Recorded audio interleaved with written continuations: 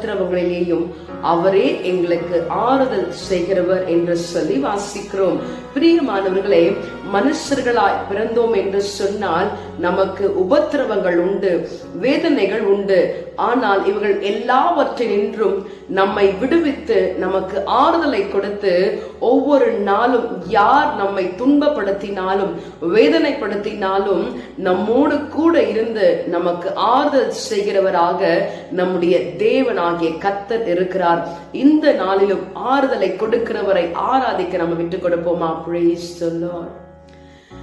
எப்போதும் இருக்கின்ற இனிமேலும் வருகின்ற எங்கள் ராஜாவே,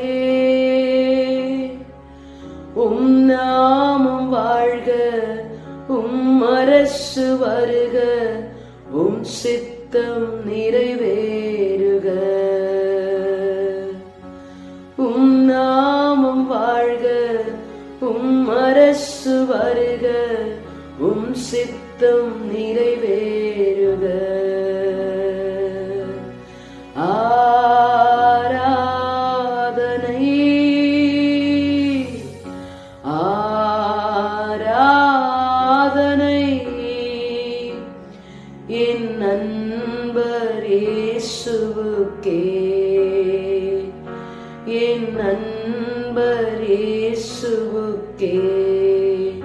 ஆம் ஆண்டவரே, சகல உபத்திரவங்களிலேயும் நீர் எங்களோடு கூட இருந்து எங்களுக்கு ஆறுதல் செய்கிறவராக ஆண்டவரே எங்களுக்கு ஆறுதலை கொடுத்து நடத்தும்படியாக ஆசீர்வதிக்கும்படியாக எங்களை விட்டுக் கொடுக்கிறோம்.